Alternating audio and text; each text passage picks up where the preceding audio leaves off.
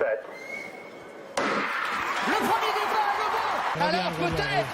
We really went for that one. That's huge. Champion du monde. 22-91. Et voilà, tu vas pas enlever ton maillot si on le savait. Super cher. Towards another gold medal. Watch the clock this time. I can't believe it.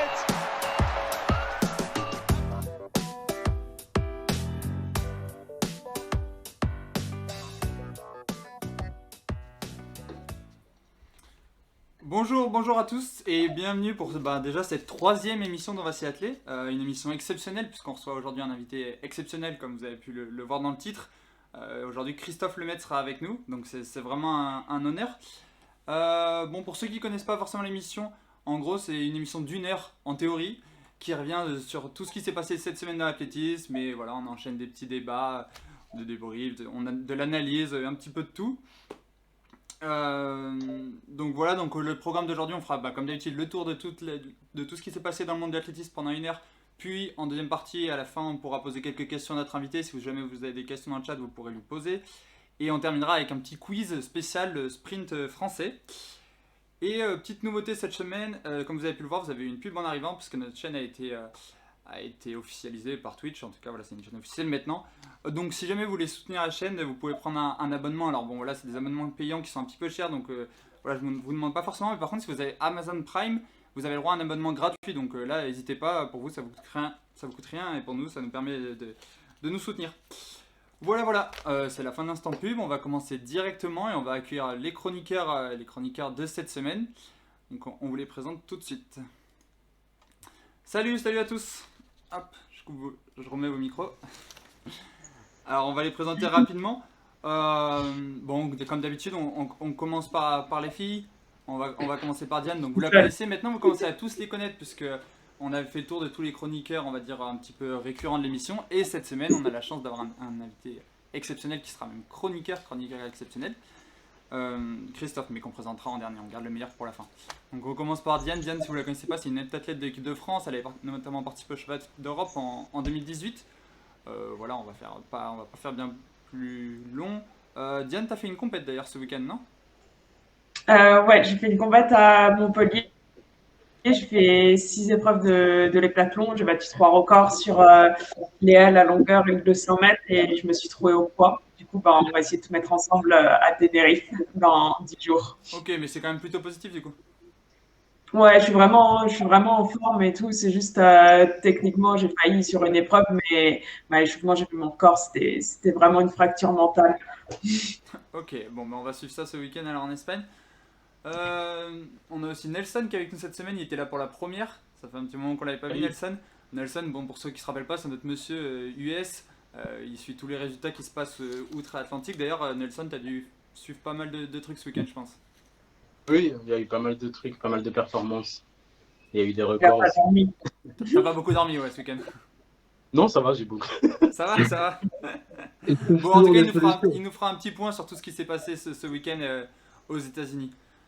Étienne aussi, vous le connaissez, il était là déjà la semaine dernière, donc il est journaliste sportif, notamment pour le site Sans Filtre. D'ailleurs, Étienne, il y a un article qui est sorti ce week-end, non? Un article sur l'athlé. Oui, alors pas ce week-end, lundi, c'est une interview croisée entre Mameh Ibrahan et Fabricio Saidi qui nous parlent sport et études.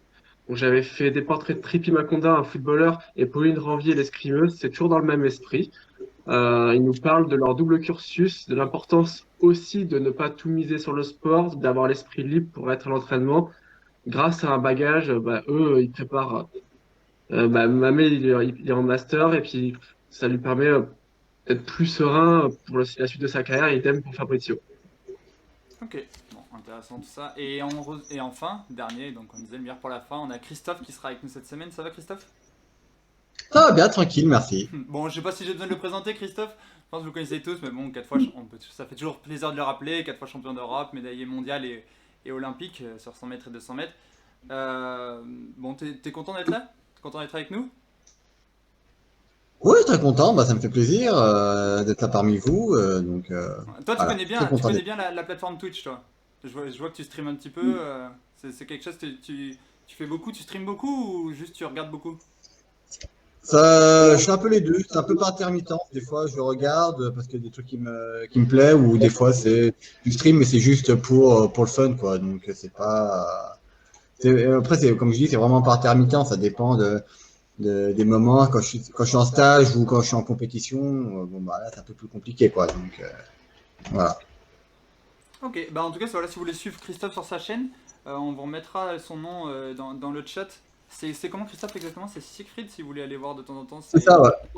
Siegfried. Il y a d'autres geeks en équipe de France un peu qui sont très branchés Twitch. Bonne question, je pense pas. Enfin, je n'ai pas entendu parler du moins, mais peut-être que oui, mais peut-être qu'ils ont peut-être des pseudonymes un peu comme moi, donc après, Ouais. je me suis pas posé la question. Et quand vous êtes en équipe de France, vous amenez pas la console et vous jouez pas entre vous un peu? Ah bah si, bah ça c'est Ah. c'est quasiment habituel. Hein. Que c'est en stage ou en compétition, ça c'est quasiment habituel, ça. Donc voilà. Bon, couleur. Bon, en tout cas, on est super content de le recevoir. En plus, c'est marrant de la façon dont ça s'est fait, puisqu'on n'était pas directement allé vers lui au début. C'est Christophe qui avait regardé notre émission la semaine dernière, pour ceux qui ont suivi. Et du coup, on s'est dit, bah, l'occasion est trop belle pour passer à côté. Donc forcément, on a sauté dessus. On est très très content de l'avoir. Bon, on va commencer direct au perf parce qu'on en a pas mal. Il s'est passé beaucoup de choses ce week-end. Voilà, il y a eu une Diamond League, il y a eu le championnat d'Europe par équipe, il y a eu le meeting d'Hard Game qui fait toujours des perfs, il y a eu le meeting de Godzis, la mec des épreuves combinées, il y a eu le meeting de Montreuil. Hier encore, il y avait encore des perfs à Göteborg, plus tous les meetings qu'il y a eu aux US. Voilà, on a pas mal de choses à aborder. Donc on va commencer direct. Je propose, pour le coup, on l'a présenté un dernier, mais je propose qu'il commence en premier là-dessus. Christophe, toi, c'était quoi la perf qui t'a le plus marqué ce week-end? Quoi, cette semaine? Moi, c'est l'officieux record du monde cadet du 200 mètres qui a été établi ce week-end en 20 secondes 11, si je dis pas de bêtises. Je m'en souviens plus du nom du gars. T'inquiète, on va t'aider. C'est Aaron Knighton. Je sais pas si je le prononce Ouais, c'est bien, ça, voilà. Et du Mais coup, voilà, donc c'est pour moi vas-y. la perf du week-end, quoi. Pour moi, forcément, en tant que sprinter, record de 200 mètres, forcément, c'est la perf qui m'a le plus marqué parce que c'est vrai que se dire qu'on a couru plus vite que Bolt au même match, forcément, c'est dans le monde de l'athlétisme, c'est pas rien, quoi. Ouais, voilà, pour ceux qui n'auraient pas suivi, c'est le record du monde qu'il a pris à Usain Bolt.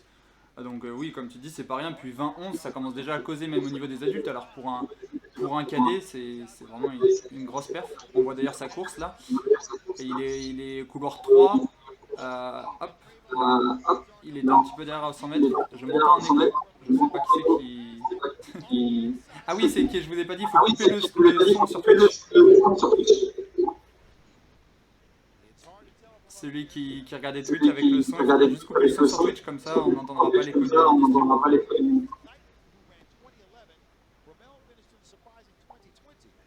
Ça doit être, je pense que c'est. Ouais, Regardez. Pardon? Christophe, il faudrait que tu coupes le son sur Twitch. Ah, mais il est coupé, bah, c'est bon, hein? Il est coupé. Ok. Bon. Non mais là, il n'y a plus de... Bon, je sais pas qui c'est. Ah, bah, C'est pas très grave. Voilà, en tout cas, on a vu sa course. Nelson, tu le connaissais un petit peu, ce jeune américain ou pas? Oui, il est connu. C'était, si je me trompe pas, c'était en 2019 ou 2020. Il a couru en 2033. Il a fait ça à 15 ans. Ou peut-être à 16 ans. Et puis, il a eu des demandes de bourse justement pour jouer au foot US, pour jouer au football américain. Et puis, justement, il a refusé toutes les bourses toutes les demandes qu'il a reçues pour se focaliser sur l'athlétisme. Et puis, il a signé début de cette année avec Adidas. Ok, bah regarde Et là, il est toujours avec. Notre ami Pardon. PG, il devient en aide. C'était à 16 ans du coup qu'il avait couru 20-33. Ouais, voilà, 16 ans, et voilà, 20-33. Et puis là, il est toujours avec le même coach qu'il a depuis le lycée, qui l'entraîne aussi en football américain. Ouais. Et puis pour le moment, ça se passe bien. Ouais, bah ça se passe bien, oui, c'est sûr qu'on peut le dire. Et ce qui est intéressant, je trouve, à noter aussi, c'est qu'on voit qu'il avait fait du 400, qu'il avait fait pas mal de 400. Et je trouve ça quand même intéressant parce qu'on sait que Bolt aussi, au départ, venait du 400 mètres. C'est peut-être une piste à creuser. En tout cas, pour les jeunes, ça fait peut-être un peu de bien aussi de courir de 400. Il y a encore les cours,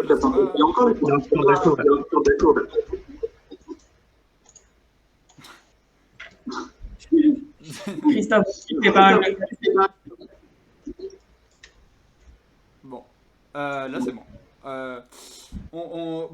Parfait pour ce petit américain qu'on va suivre en tout cas, parce que un cadet, forcément, on va le suivre dans les années, quand on risque de le voir pendant encore un moment. Après, ça veut rien dire, des fois cadets, ils disparaissent, mais on espère qu'on le verra encore pendant longtemps.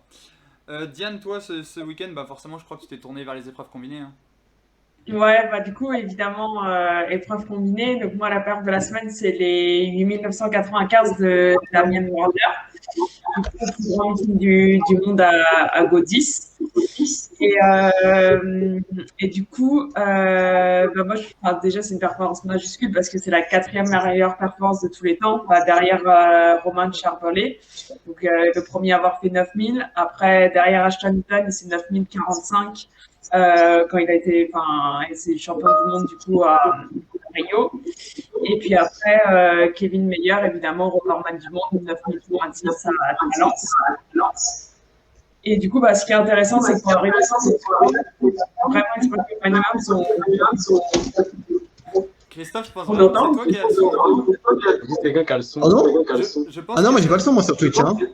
Et t'as pas 2 fenêtres ouvertes parce que ton petit rond il s'entoure en blanc comme si c'était toi qui venais le bruit. C'est pour ça.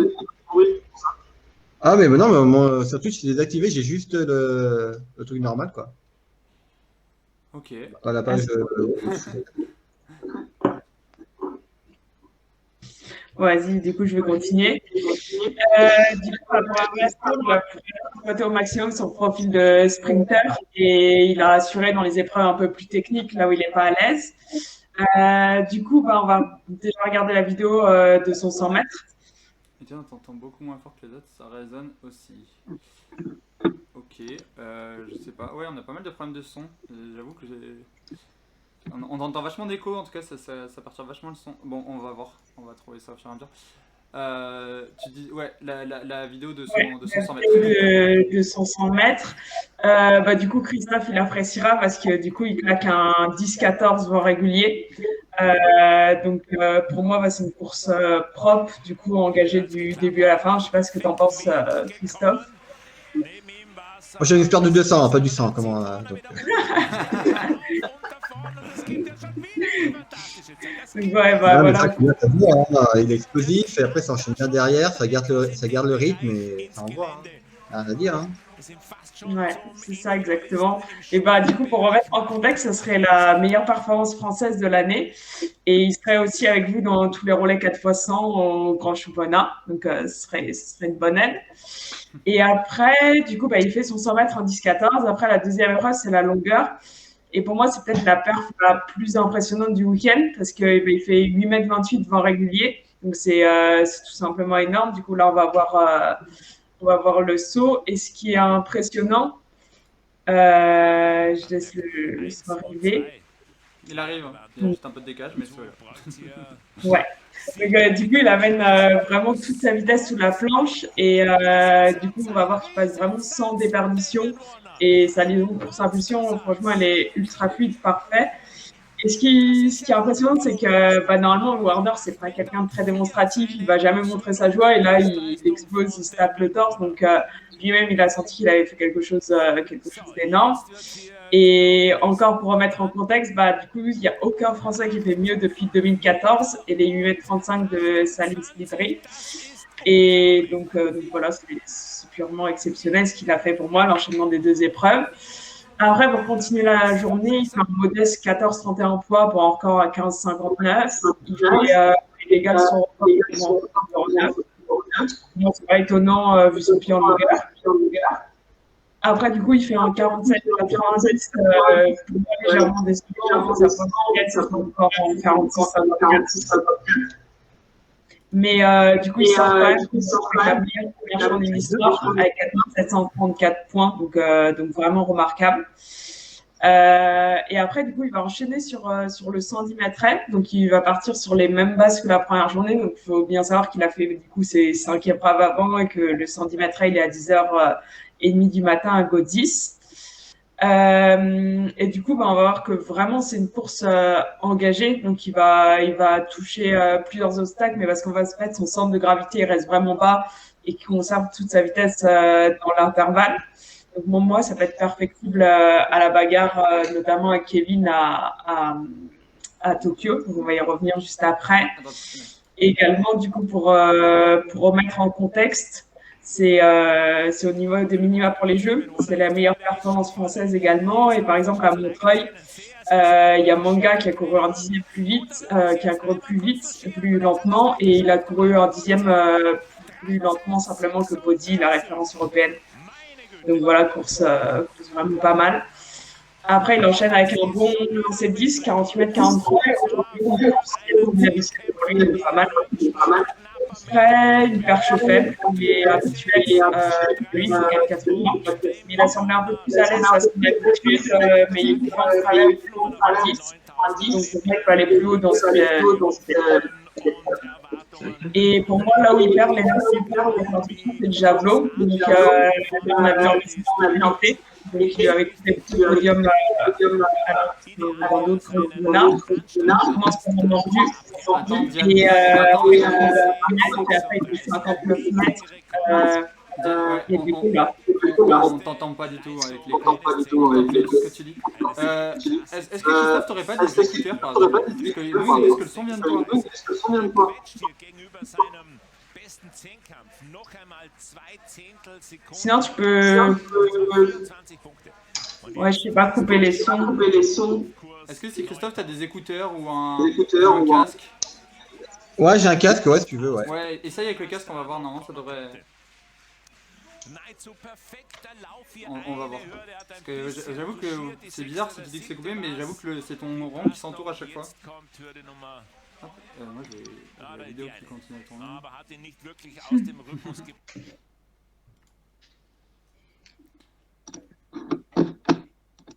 De quoi on m'entend pas? Bien sûr que si on m'entend.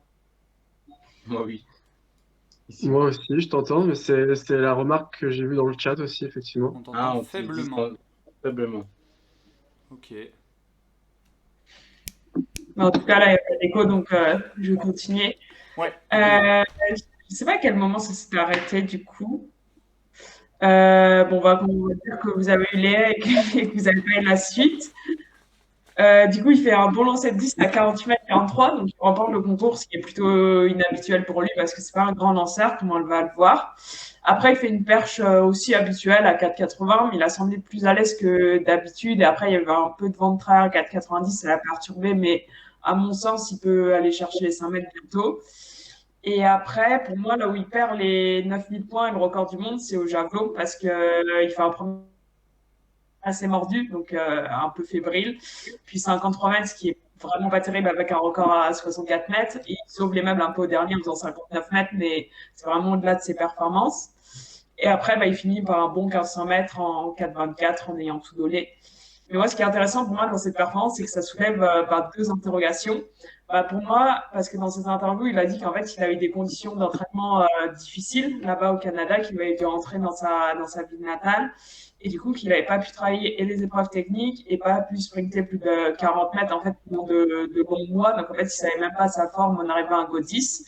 Donc, il a fait beaucoup plus de travail technique, physique que d'habitude et peu de travail technique. Donc, en fait, je me dis que là, s'il peut faire maintenant que la situation s'est rétablie du travail technique avec tout le gros travail physique qu'il a fait, il peut vraiment faire quelque chose de pas mal, encore mieux à Tokyo.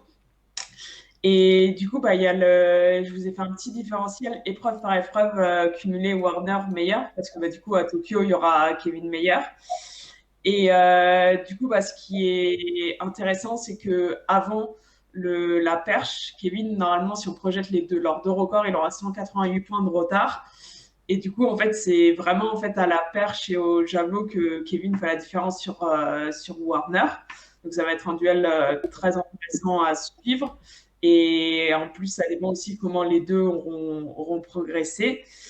Et en fait, ce qui va être vraiment intéressant, c'est que pour moi, maintenant, du coup, Kevin, il peut plus simplement se contenter d'assurer parce qu'avant, on disait que c'était son seul adversaire, ce qui était vrai, qu'il fallait juste entre guillemets, qu'il assure ses perfs et qu'il devait être champion olympique. Mais là, ça va pas suffire. Il faut vraiment qu'il soit au meilleur de son niveau. Donc, ça va vraiment donner un duel intéressant. Et du coup, moi, j'ai une question un peu ouverte pour vous. Qui est-ce que vous voyez vainqueur à Tokyo et avec quel sport? Enfin, quel score? T'as une réponse, Christophe? Tu suis un peu les épreuves combinées ou très peu? Ah, maintenant on n'a plus ton micro. T'es peut-être mute? Je sais pas.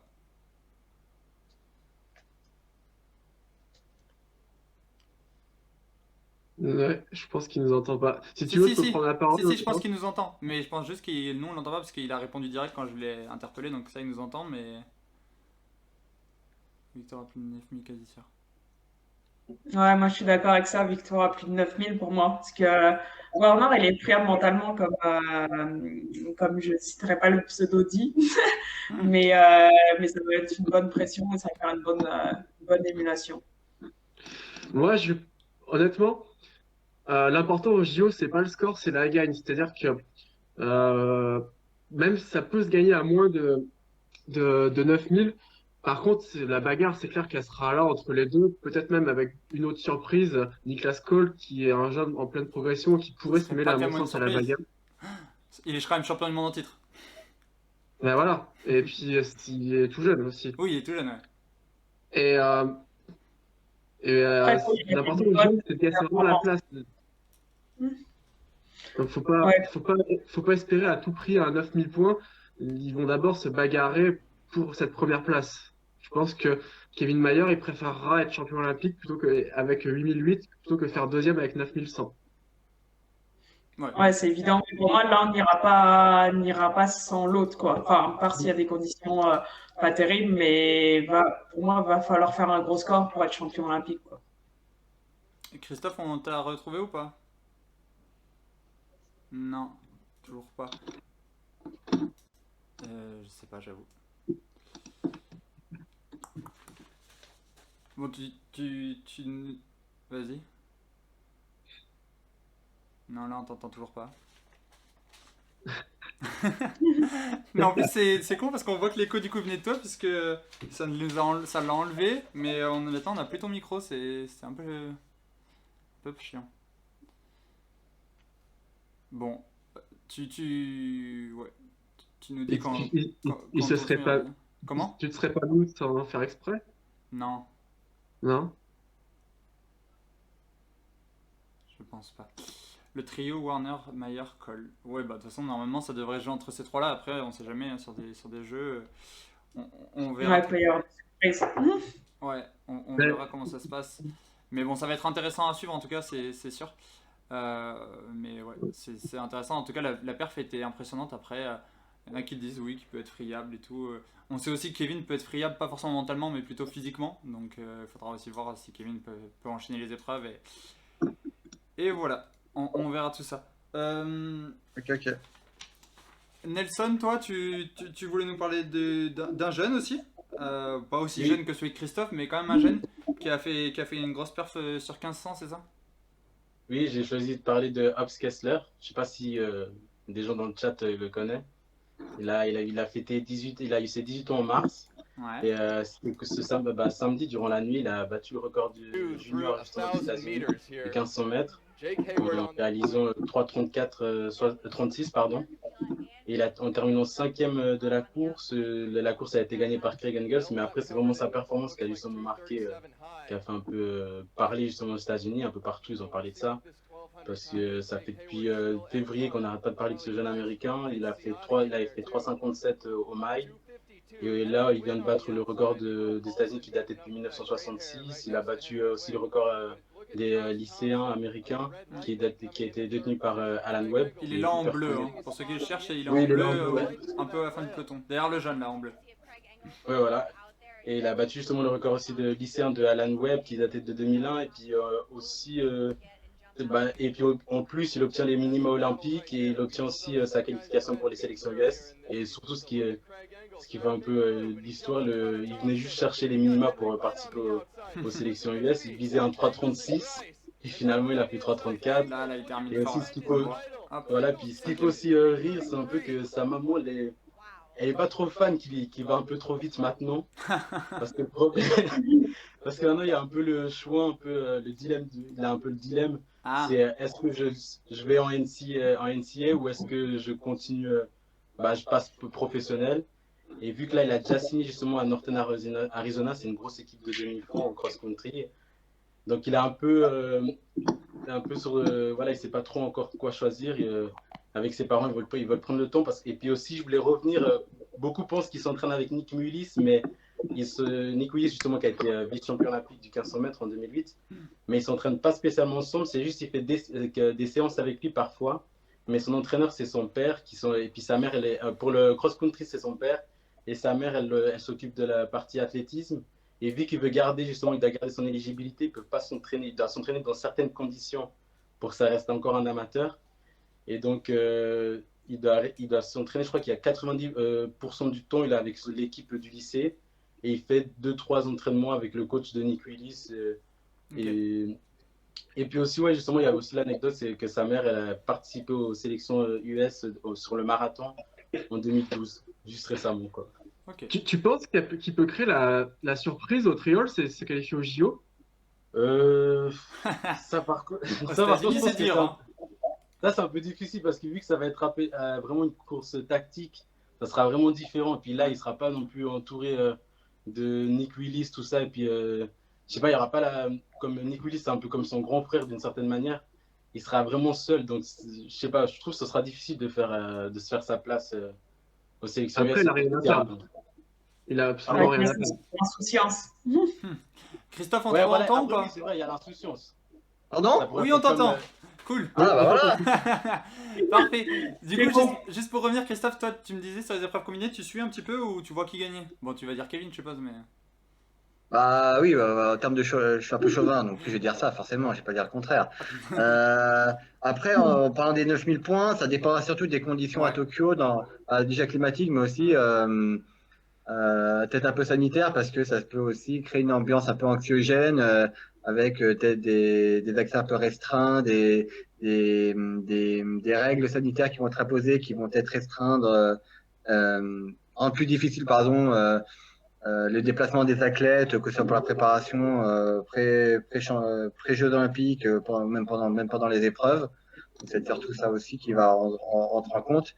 Après, c'est vrai que une victoire à plus de 9000 points, je pense que c'est aussi envisageable, ça, c'est sûr. Non, mais oui, t'as raison. Et sur la chaleur, on parle souvent qu'il risque de faire très chaud à Tokyo cet été. Alors, ça peut être bénéfique pour les épreuves de sprint, mais le problème au décathlon, c'est qu'il n'y a pas juste une épreuve, c'est qu'il faut aussi les enchaîner. Et d'enchaîner des épreuves sous la chaleur, c'est vraiment éprouvant pour le corps et du coup, ça risque d'être difficile. Ça risque quand même d'être difficile les 2 jours de compétition. Sachant qu'il y a aussi l'humidité à prendre en compte, qui est Et peut-être un l'humidité, facteur ouais, en encore plus. plus dérangeant que la chaleur. Ouais, la récupération elle va être primordiale. Puis à Godis, il y avait quand même un peu de public et public de connaisseurs, alors qu'à Tokyo, pas sûr qu'ils soient très connaisseurs et qu'ils portent. Pas sûr encore qu'il y ait du public déjà. C'est sûr qu'il y a du Ouais. public, ouais, c'est ce que j'allais dire aussi. Donc ça déjà, on verra. Bon, du coup, et on enchaîne. Étienne, toi, tu voulais nous parler d'une performance, je l'ai aussi. Une performance qui détonne un petit peu. Ouais, bah écoute, on va revenir sur la longueur, Ouais. mais en handisport. Donc je voulais parler de Marcus Rem, qui a, bon, je sais pas si vous avez suivi, mais il a mince. explosé le J'ai record oublié du monde de la mettre. longueur, Ouais. son propre record du monde, dans la catégorie F42-44. Donc c'est ceux qui sont amputés d'une jambe. Donc il a fait 8,62 m. Donc pour faire simple, c'est la meilleure performance mondiale de l'année, valide et handisport tout confondu. Il est devant les 8,60 de Tentoglou. Les 8,60. Les fameux 8,60, ouais. Donc, je vous pose la question dans le chat, ce que vous pensez, parce qu'il n'ira pas au JO. Comme en 2016, à l'époque, ça avait fait beaucoup de bruit. Là, pour l'instant, ça en fait moins. Parce qu'on ne sait pas, enfin, il y a toujours cet éternel débat sur l'avantage ou pas de la prothèse. Il saute, son impulsion est sur sa prothèse, qui est donc en carbone. Il y avait une étude qui était sortie juste avant les Jeux de Rio. Donc, c'était une collaboration entre Cologne et Texas et Tokyo. Et ils avaient été en peine de conclure un réel avantage. Ce qu'ils disaient, grosso modo, c'est qu'il y avait un avantage sur l'impulsion, mais que d'un autre côté, il était aussi désavantagé en termes de course d'élan. Donc, j'essaye d'être neutre, je ne me positionne pas là-dessus. Je demande à ceux qui nous suivent si vous pensez qu'il mériterait d'aller au JO ou si, au contraire, sa place est plutôt au Paralympique et qu'il n'a pas à courir avec les valides. D'ailleurs, toi, Moi, je suis Christophe, d'accord avec. Vas-y, mais je suis d'accord avec ce qu'il dit un peu sur le chat. Pour moi, enfin, là, il a vraiment un ressort. En plus, ça se voit à l'impulsion que l'énergie, elle est beaucoup plus renvoyée que pour un valide. Donc, ça amènerait trop, enfin, d'injustice. Enfin, c'est dur de dire ça par rapport au Paralympique, mais que ce serait plus une compétition juste, quoi, parce que il y a trop de paramètres à prendre en compte, quoi. D'ailleurs, Christophe, toi, t'en penses quoi? Est-ce que ça te dérangerait de concourir avec des athlètes en e-sport? Justement, est-ce que tu penses qu'ils sont avantagés ou pas? Ah, pour le sprint, pas spécialement, parce qu'il n'y a pas des. Enfin, j'ai pas de mémoire, alors peut-être que je me trompe, mais il n'y a pas eu des chronos en dessous des 10 avec une prothèse ou quoi. Non. Donc, ça, donc, moi, je pense pas qu'il y a, là, il y a un réel avantage. Après, pour le saut, bah, je pense que s'il faisait ses 1,60 m avec son pied valide, bon, bah là, la question se poserait pas. Mais après, je pense que l'être humain est capable de s'adapter par rapport en parlant de la course d'élan, l'être humain de l'entraînement est capable de s'adapter à faire une course d'élan suffisante pour pouvoir impulser. Et puis, je pense on a tout entendu parler vous savez, de la matière carbone qui a un renvoi incroyable et qui permet de faire faciliter le renvoi sur une impulsion, même pendant les courses.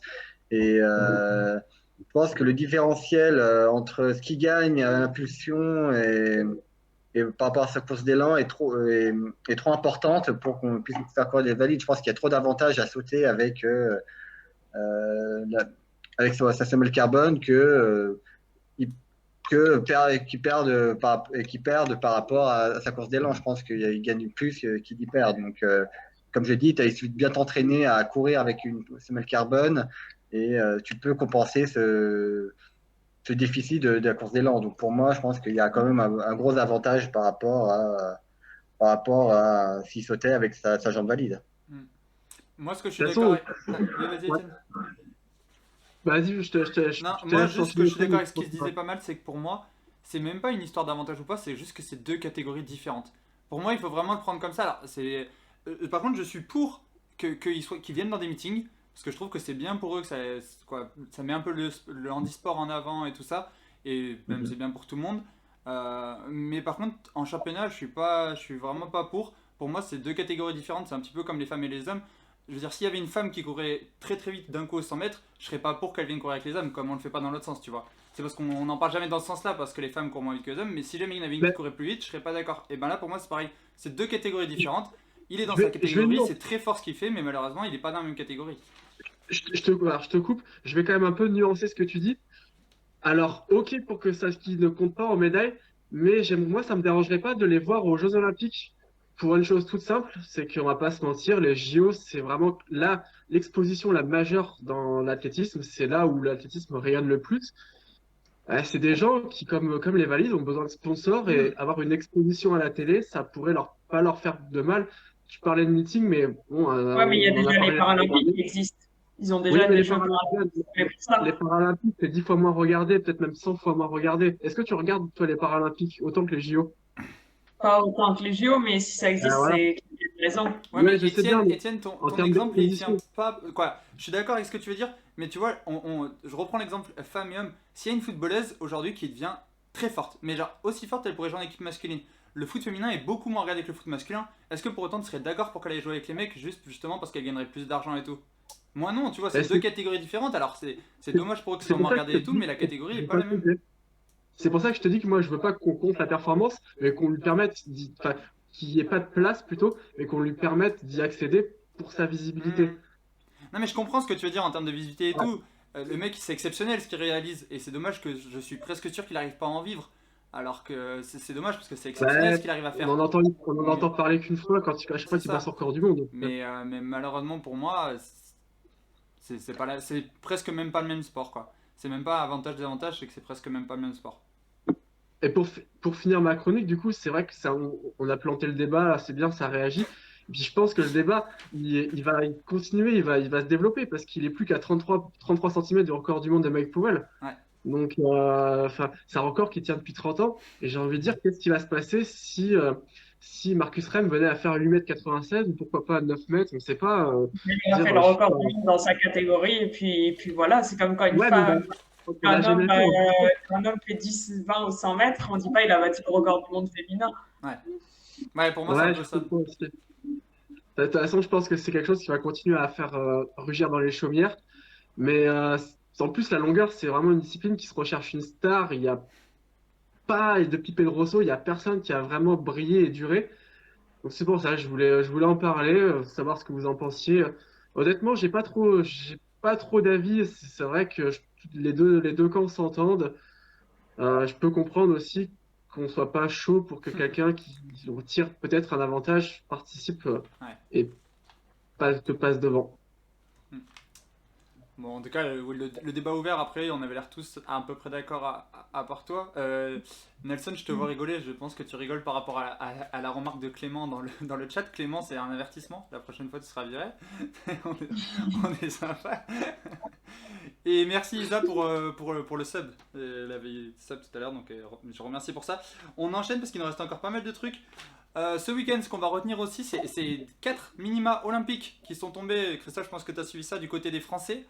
En plus, cette année, les minima olympiques, c'est un petit peu compliqué parce que c'est pas le seul moyen de se qualifier. On fera sûrement une émission là-dessus. On peut se qualifier vers le ranking, du coup, les minima sont très élevés. Donc, réaliser les minima, c'est pas chose facile. Mais il y en a 4 qui sont tombés ce week-end. Je vous l'ai dit, après vous me dites lequel vous a le plus impressionné. Donc, il y a Melvin Raffin qui a réalisé 17 m 19 au triple saut. C'était à Montreuil. Ronel Lamotte qui a réalisé 1,58,65 à Montreuil aussi sur 800 mètres. Alexis Félu, qui fait partie de l'émission, on en avait parlé la semaine dernière, j'avais annoncé que ce week-end c'était un week-end important pour lui et il ne m'a pas fait mentir puisqu'il a réalisé 8,18,67 sur 3000 mètres steeple. Et hier soir à Göteborg, Hugoé qui nous avait déjà impressionné ce week-end au cheval d'Europe par équipe, qui a réalisé 13,10. Donc voilà, lui aussi était très content, on était tous super contents. Donc vous un petit peu rapidement, lequel c'est des 4 qui vous a le plus impressionné ce week-end? Allez-y, n'importe qui d'autre. Diane, vas-y, Diane, commence. Moi, même si je connais pas beaucoup cette discipline, je pense Hugo, parce que j'ai l'impression qu'il a battu son record perso, qu'il a battu un Kenyan dans sa course. Et du coup, c'est ça qui m'impressionne pas mal. J'ai l'impression que c'est vraiment un gros temps. Et puis l'émotion, elle était vraiment belle à voir aussi. Ouais, Hugo c'est impressionnant. Je pense qu'on le recevra, on avait déjà parlé avec lui. Je pense qu'on recevra Alexis et Hugo dans les prochaines semaines pour débriefer un peu de tout ça avec eux. Mais Hugo, il a vraiment passé un palier. Il avait déjà battu son record ce week-end de plus de 10 secondes, d'une dizaine de secondes. Là, il le rebat encore de presque 10 secondes. Il a changé pas mal de choses. Il s'entraîne maintenant en Belgique avec des entraînements qui sont vraiment très très différents de ce qu'on peut voir en France. Donc je pense que ça sera intéressant qu'il vienne nous en parler justement. Il a vraiment passé un cap. Donc ouais, c'est impressionnant. Nelson, toi, c'est lequel qui t'a le plus impressionné? Je sais pas, j'hésite beaucoup entre Hugo et puis Renel. C'est vraiment par rapport à Renel l'émotion. pour son retour. Oui, non, mais c'est vraiment par rapport à l'émotion à la fin et tout ça. Ouais, Renel, l'émotion de Renel était vraiment belle. On la voit, elle pleure, elle a même mis une photo, elle pleure et tout. J'ai même vu que Christophe l'avait repartagé dans sa story. Toi, Christophe, justement, c'est pour qui penche ton cœur là-dedans? Pour moi, c'est Renel, très clairement. Hein. Ouais. Parce que, outre le chrono, en fait, il y a plusieurs choses qui m'ont impressionné. C'est déjà la manière dont elle a fait le chrono, parce qu'elle a quasiment mené la course de bout en bout. Elle a pas craqué, elle a bien résisté. Et surtout, c'est de les faire si tôt. En fait, je pensais pas qu'elle allait faire ses minima si tôt. Et les faire comme ça d'un coup, franchement, ça m'a vraiment impressionné. Donc, c'est pour ça que moi, c'est Renel. Sa course, c'est vraiment sa course qui m'a le plus impressionné. Ouais. Elle aussi, d'ailleurs. Non, je disais, on voit vraiment qu'elle a couru avec tout son cœur et toute son envie, quoi. Donc c'était beau à voir. Ouais. Elle aussi qui a changé récemment d'entraîneur et qui maintenant s'entraîne à Montpellier. Donc peut-être que si on pourra la voir dans les prochaines semaines pour qu'elle nous raconte un petit peu tout ça. Et toi, Étienne, du coup, pareil, Renel, Hugo? Je vais reprendre mot pour mot le commentaire de Lily Urbino parce que je pense exactement comme lui. Le plus impressionnant, c'était Hugo, et le plus inattendu, c'est Renel. Vraiment, c'était vraiment mon sentiment aussi. Ok, alors moi je suis pas d'accord avec vous. Pour moi, le plus inattendu et peut-être même impressionnant, c'est Alexis. Après, c'est un de mes meilleurs amis, donc je suis pas. je suis peut-être pas net là-dedans, mais pour moi, c'est impressionnant. À 8-18, pareil, alors comme Hugo, hein, c'est dans les 5-6 000. Hugo, c'est la 3e meilleure paire française de tous les temps. Alexis, c'est la 5e, je crois, ou 6e. Mais pareil, il bat son record coup sur coup. Il avait déjà battu une semaine avant. En 8,29, il avait un record à 8,32 au début de la saison. Il fait 8,29, puis là 8,18. Il mène pareil, il mène 2500 mètres à peu près sur le 3000. Voilà, la course était juste impressionnante. Et 8,18, ça commence à causer. Hein. Avec des chronos comme ça, on peut aller chercher des médailles européennes et des finales mondiales. Donc ouais, on verra. Mais en tout cas, c'est vrai que les 4, on est bien content pour eux. Après, on espère qu'ils iront au JO. Minima ne veut pas dire qualification olympique. Bon, pour Ronel, pour Melvin, ça devrait le faire. Hugo aussi. C'est pour Alexis, puisqu'on sait que sur le steeple, il y a de la concurrence, notamment de la concurrence qui a un certain palmarès avec Maïdine Mekissi, Yohan Kowal ou Djelili Bedrani. Donc bon, il n'y a que 3 places, donc on verra. Mais déjà, Bedrani est déjà prise. La place elle est déjà prise parce qu'il est prioritaire. Bedrani est prioritaire s'il réalise les minima. Ouais. Après, il les a pas encore fait pour le moment, mais s'il les réalise, il est prioritaire. Et Maïdine et Yohan, malheureusement, je pense que s'ils font les minima et qu'ils prouvent une forme suffisante, ils seront peut-être prioritaires sur Alexis, on verra, parce qu'ils ont plus d'expérience internationale. Est-ce que ça peut pas se décider aux France? Si, normalement, ce sera décidé aux France. Après, est-ce que tu penses que si Maïdine fait 3ème aux France, Alexis 2ème avec un 10ème d'écart, ils amènent Alexis? Je suis pas sûr. Maïdine, c'est quand même un médaillé au dernier JO, il est plusieurs fois médaillé mondial. Voilà, je pense quand même que ça va jouer au moment de la décision. Il est même médaillé à chaque JO qu'il a participé. Ouais, voilà, tout en plus. Donc voilà. Je pense que quand même, il a quelques arguments en sa faveur.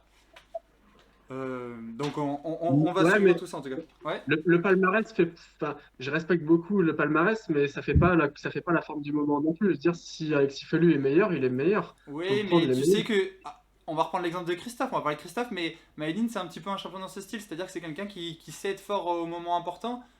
Voilà, c'est pas parce qu'il est pas au meilleur de son niveau aux France, tu sais que 3 semaines après au JO il peut être là, puis il a l'expérience. Il s'est préparé pour ce moment-là et tout quoi. Christophe, je pense que tu es d'accord avec moi là-dessus, mais Maïdine c'est quand même un vrai coureur de championnat quoi.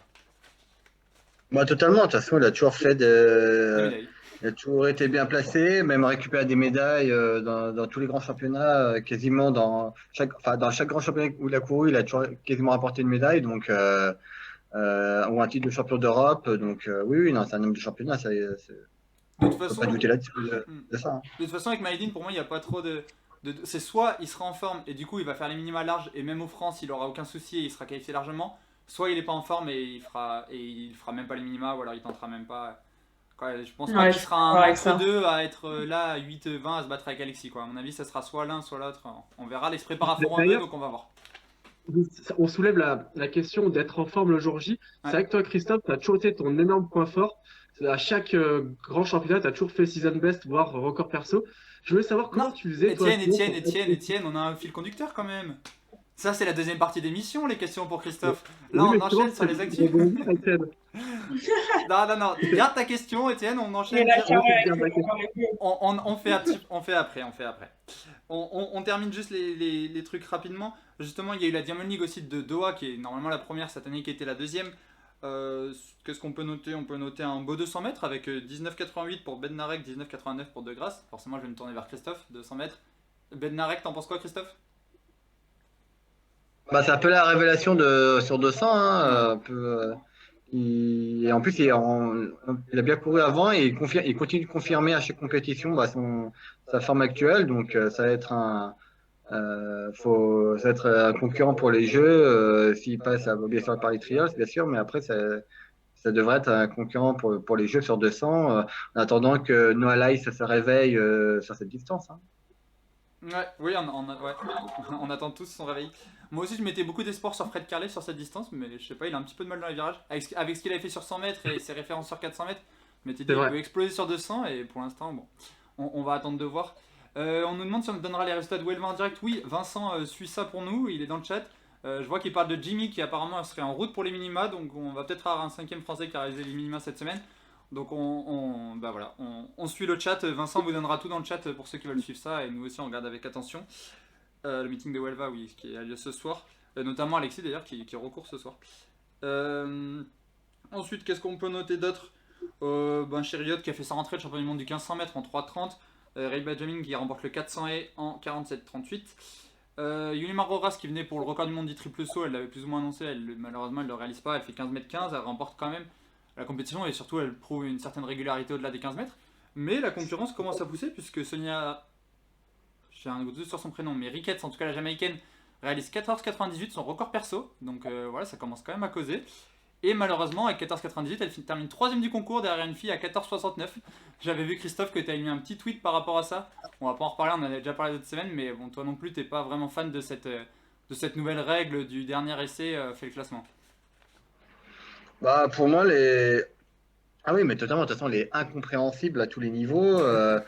Surtout, encore, en meeting, je vais bien faire ça pour faire le spectacle et tout, mais vraiment, c'est vraiment à la limite de la limite. Mais en championnat, ça devrait pas exister. Je veux dire, Dans un championnat, tu récompenses forcément les meilleurs, qui ont fait les meilleurs perfs, surtout dans un concours. Ceux qui ont sauté le plus haut, le plus loin, etc. Et tu peux donc te retrouver, être dans les 3 et faire 0 et te retrouver record maître du monde pendant la finale, mais 3e. Et alors que normalement, tu avais prouvé aujourd'hui que c'était toi le meilleur, tu avais fait le meilleur perf. Et pour moi, c'est plus du spectacle que pour le côté sportif. Et donc, pour moi, Je suis d'accord avec toi, du spectacle, mais ça plaît même pas au public. On en avait parlé un petit peu, personne dans le chat était pour, et en plus, ça c'est pas clair. Les gens regardent, ils comprennent pas pourquoi lui il est pas premier et tout, donc je vois vraiment pas ce que ça apporte. Le public est pas content, les athlètes sont pas contents, personne n'est content, donc bon, on va voir s'il décide de rester là-dessus. En attendant, on le note, Jimmy Gressé qui vient de réaliser 13,08,99, minima olympique en poche. Apparemment on pleure aussi comme Hugo Ronel. Bon, normalement il devrait être qualifié, on verra sur 5000, normalement ça devrait passer de... Je crois pas qu'il y ait tellement de concurrence que ça, puisque les autres sont sur le marathon. Clairement, on n'a jamais eu une densité comme ça en France sur le 5000. Hein. Là, c'est mais cette fameuse génération 97 qu'on attendait, ouais. Elle avait brillé dans les championnats d'Europe de cross et tout depuis des années.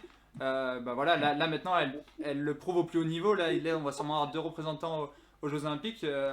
Bon, Alexis aussi, mais qui est lui 98, si jamais il se qualifie. Mais voilà, en tout cas, ça fait vraiment plaisir. On le savait, hein, Hugo et Jimmy Gressé, c'était des mecs qui avaient un gros potentiel, donc c'est pas des grosses surprises, mais c'est vraiment cool pour eux. Et là, ils ont passé un cap quand même. Là, du coup, Jimmy prend la 3e meilleure paire française de tous les temps, il la prend à Hugo. Mais en tout cas, félicitations. Félicitations à lui, parce qu'en plus, je crois que c'était pas forcément prévu qu'il court ce week-end. Il devait courir hier à Göteborg, il a eu des problèmes de passe sanitaire et tout ça. Ça a dû sûrement se décider au dernier moment qu'il allait courir ce soir en Espagne. Donc bon, il a su se remobiliser et mettre toute sa rage. Il est fort mentalement, ouais. C'est costaud parce que... Bon, c'est un peu une de ses forces quand même d'être fort mentalement, c'est pas quelqu'un qui lâche facilement l'affaire, on va dire. 97, une excellente cuvée. Ouais. En termes de demi-fond, oui, pour le coup. En termes de vin, j'en sais rien. En termes de demi-fond, c'est une très bonne cuvée. Ouais. Pour la Diamond League, pas grand chose de plus à rajouter. Aussi, quand même, Shane Fraser-Price qui gagne le 100 mètres en 10,84. Malheureusement, Sha'Carri Richardson, la petite chouchoute de Nelson, elle était pas présente. Arrête Nelson, je sais que tu l'aimes bien. Moi, je me fais juste rire, par contre. Ouais, elle te fait. C'est vrai qu'elle est très drôle sur Twitter. Ouais, en tout cas, elle a du caractère. D'ailleurs, Christophe, t'as un avis sur Sha'Carri qui a explosé Je la trouve vraiment très impressionnante. Ouais. Elle a vraiment débuté en trombe sa saison sur 100 mètres et c'est juste dommage qu'elle ait un petit coup d'arrêt par rapport à Gateshead, mais bon, avec les conditions qu'il y avait, Gateshead c'était vraiment voilà. Donc j'ai hâte de la revoir vraiment dans des conditions un peu plus clémentes et voir si elle va continuer sa montée en puissance et continuer à pourquoi pas descendre des chronos. Mais c'est vrai qu'elle a un gabarit assez atypique parce qu'elle est grande, elle est fine, et elle dénote un peu par sa foulée, surtout qu'elle arrive. J'ai vu ses courses, ça enchaîne bien, hein, surtout dans les fins de course. Ouais, le rythme, il baisse pas d'un pouce, ça continue à enchaîner et vraiment c'est beau. Hein. C'est ce que disait PJ. À son morphotype, on pourrait croire que c'est une très bonne portante puisqu'elle est petite, mais au final, c'est en fin de course qu'elle fait les plus grosses différences, donc c'est vraiment impressionnant. Je rebondis sur le commentaire de Lenny Urbino. Il dit que c'est ce genre de personnage qu'il faut pour que la clé soit plus visible. Je suis un peu d'accord avec lui. Bolt avait cette force d'être showman. Et c'est ce qu'il a, il a tiré la clé vers le haut. Et on manque un peu peut-être de showman. Et ça peut être très bien être une fille, de gens qui s'expriment et qui. En tout cas, elle a du caractère, c'est sûr. On est aussi dans une ère où c'est le spectacle compte beaucoup, les grandes déclats comptent beaucoup aussi. Tu dis quoi, Nelson? Non, je voulais juste rajouter en plus que c'est bien justement que ce soit justement une femme qui vient avec un caractère comme ça qui s'impose. Ça change justement. Cool. Puis je trouve que ça peut mettre aussi un peu d'excitation et puis commencer à voir que le public soit excité aussi devant une finale du 100 mètres féminin autant qu'une finale. Moi, pour l'instant, je sais pas vous, mais moi, pour l'instant, pour les JO, en plus parce que Christophe nous a dit qu'il ferait que le 200 mètres, mais moi, je suis beaucoup plus excité pour la finale du 100 mètres féminin que la finale du 100 mètres masculin. Hein. Moi, je l'attends beaucoup plus. Hein. Avec le plateau qu'on a en ce moment, avec les 2 Jamaïcaines, Sha'Carri qui est en train de percer, quoi, tout le monde là qu'on a, les Ivoiriennes qui seront toujours là au bon moment, on le sait, et tout ça, franchement, moi j'attends ça avec impatience. Vraiment, le 100 mètres féminin me hype beaucoup plus que le 100 mètres masculin pour le moment. Et puis je trouve qu'avec son ego, c'est vraiment pas mal en fait, parce que du coup, les autres, t'as l'impression qu'elles veulent la battre à tout prix, et du coup, ça fait vraiment une belle guerre, quoi. Et Dina Asher-Smith, j'ai oublié, mais Dina Asher-Smith aussi, en plus, la petite européenne qui a quand même des belles chances de remporter la mise. Elle nous a quand même déjà montré des belles choses. Bon, il y a aussi les championnats d'Europe par équipe ce week-end. Malheureusement, Christophe aurait dû y être et il n'a pas été. T'étais un petit peu blessé, Christophe? C'était pas vraiment une question de blessure, c'était surtout une question vraiment de méforme, de grosses méformes. J'étais vraiment incapable depuis 2 semaines quasiment, de faire des sprints vraiment à 100% parce que j'étais vraiment dans un creux incroyable. J'étais vraiment bien avant j'avais une bonne forme avant la Coupe du Monde des relais. Et puis après, depuis ce moment-là, ça s'est un peu dégringolé. Alors, j'ai eu une grosse baisse de forme. En plus, par-dessus ça, j'ai fait le vaccin pour le Covid pour les Jeux. Donc, en plus, je me suis entraîné par-dessus parce que rien à foutre, quoi, apparemment. Mais voilà, ça a pas payé, malheureusement. Donc, j'étais encore plus dans le dur. Et du coup, j'ai mis du temps pour me remettre vraiment dedans. Ça m'a pris quasiment une semaine, 2 semaines pour me remettre dedans. Donc, pour l'équipe, j'ai préféré qu'il fasse un remplaçant qui est en forme plutôt que moi qui suis dans le creux de la vague et qui essaye de remonter progressivement, quoi. Diane, j'ai vu que c'est vrai que le vaccin, Ouais, ça peut avoir des impacts parce que à Godis, il y a Caroline Schaeffer, c'est une des meilleures, une des meilleures mondiales, record à 6008, et en fait, elle a déclaré forfait parce qu'elle avait fait le vaccin 2 semaines avant, et elle me dit, mais je suis incapable de faire 50 mètres en sprint depuis ce jour-là, donc je peux pas faire un heptathlon. Et le petit personnage, je l'ai fait lundi, et c'est vrai que moi, j'ai dû prendre 2 jours de repos parce que j'étais KO, quoi. Ouais, mais vous n'êtes pas les premiers à en parler, hein. Il y a beaucoup de gens qui font la même remarque, qui peuvent pas s'entraîner, enfin, qui ont du mal à s'entraîner après le vaccin. Après la deuxième dose, je crois. C'était la deuxième dose pour vous deux? Moi, la première. Ah ouais. Christophe, c'était la première? Deuxième? Moi, j'en ai eu qu'une seule parce que comme j'ai dit le Covid, okay. J'ai le droit qu'à une seule. Ok, bon. Tant mieux, d'un côté. Comme ça, t'auras qu'une seule fois les contre-coups. Ouais, voilà. Mais ouais, je crois que la deuxième. Ouais, il dit les Naka, je crois que les Conditionaux l'a fait là, aujourd'hui ou hier, sa deuxième dose aussi, et je crois qu'elle était un peu KO aussi. Donc on va voir. Bon, en tout cas, les championnats d'Europe par équipe qui se sont malheureusement pas très bien passés pour l'équipe de France. 6ème place sur 7 équipes. On va dire peut-être heureusement finalement que les Ukrainiens n'étaient pas là, parce qu'il y a 2 équipes qui descendent. Et du coup, ça nous permet de pas descendre, puisque les Ukrainiens, malheureusement, pour cause de forfait pour le Covid, sont descendus, étaient relégués d'office. Donc voilà, donc ce que moi j'ai envie de noter dans les trucs qu'on peut quand même noter. Bon, déjà on a eu 4 victoires, Thomas Jordier, Mamadou Fall, Thomas Jordier au 400 mètres, Mamadou Fall au 100 mètres, Alexandra Tavernier au marteau, qui en plus a fait une très belle perf, très proche du record de France, et Rugui Diallo au triple saut. Donc ça reste positif. On a eu le record personnel aussi de Léana Conditionnant, donc qui est une chroniqueuse, donc on le note quand même. Et aussi, moi j'avais envie de noter la deuxième place au javelot de Jonah Egoui. Je ne sais pas exactement comment ça se prononce, mais Egoui. Voilà, c'était une belle surprise, franchement, deuxième place. Et en plus, on en a parlé cette semaine, malheureusement, Théo Ratepaille, il n'a pas pu le faire, la compétition, parce qu'il s'était un peu blessé. Mais en tout cas, ça fait plaisir, parce que le javelot, je trouve que c'était un petit peu à chaque fois l'épreuve qui nous faisait perdre des points. Et là, c'était pas le cas cette année, donc... Oui, profite de l'absence de l'adversité, oui, mais c'est cool pour elle, elle a pris une bonne expérience, ça se trouve, ça peut être des déclics aussi. Des fois, elle fait deuxième, elle se dit j'en suis capable finalement, et on verra ce que ça donne, mais moi en tout cas j'étais vraiment content pour elle. Je sais pas vous ce que vous retenez de cette compétition. Diane, tu retiens quelque chose? Ça a été assez compliqué. Forcément, il y a eu quelques problèmes. Il y a aussi Larry Kapcha qui se fait, je crois qu'elle s'est fait les croisés ou une rupture du tendon du genou. Le fouton à la longueur, donc pour elle, sa saison est finie. Ah oui, Kapcha, oui. Ouais. Kapcha, ouais. Il y a eu Sorda qui fait faux départ sur le 4x4 aussi. Il y a eu il y a eu des zéros à cause de faits un peu annexes qui nous plombent un peu. Tout le monde fait des bulles, c'est comme les interclubs, mais là, c'est vrai que la dynamique de la deuxième journée n'était pas extraordinaire et malheureusement. L'important, c'est de ne pas être relégué dans ces cas-là, c'est de savoir sauver les meubles. Je réponds juste à la question. La conséquence d'une descente de division, c'est juste qu'on descend en deuxième division, c'est-à-dire qu'on va jouer contre des pays qui sont moins bons et du coup c'est juste moins intéressant pour le spectacle et même pour le public et tout. Après, il n'y a pas d'autres conséquences vraiment, c'est simplement sportif. La chose qui m'a le plus marqué finalement de cette Coupe d'Europe par équipe, c'est le fait qu'il n'y ait eu aucune diffusion en France à la télé de cet événement. Moi, c'était mon coup de gueule Ce qui aussi. est quand même on est quand même pas loin d'un scandale parce que c'est quand même une Coupe d'Europe par équipe, c'est quand même l'équipe de France, c'est quelque chose qui a toujours été diffusé. Et là, fallait aller sur le YouTube de European Athletic pour pouvoir suivre. En anglais. En anglais en plus. Pas de diffusion en français, même pas sur internet. Le seul pays, sur les 7 présents, était le seul pays qui diffusait pas la compétition. Voilà, il fallait suivre sur un lien. Alors moi j'ai pas été sur YouTube, j'ai été sur leur site, ça buguait, c'était horrible.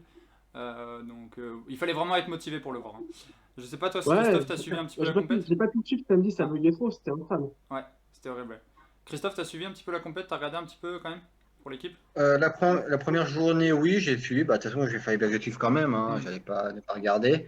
La deuxième, un peu par intermittence, parce que c'était la fête des mères, donc j'étais en repas en famille, donc j'ai suivi un peu par intermittence.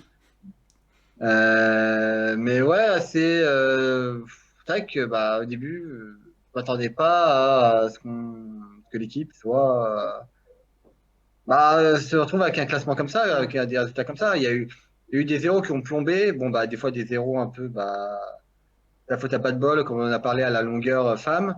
Mais des zéros, qui auraient pu être, je pense qui aura pu être évité, mais qui a plombé totalement la dynamique de l'équipe de France. Heureusement que le Portugal a fait vraiment moins bon que nous, malgré les zéros, parce que sinon, c'est sûr qu'on descendait quasiment. Et heureusement que l'Ukraine n'était pas là non plus. Après, il y a aussi, il y a eu on va dire qu'on a envoyé la jeune garde aussi, pour dédouaner un peu l'équipe de France. Et la jeune garde, beaucoup de tauliers qui n'étaient pas là, qui n'étaient pas présents.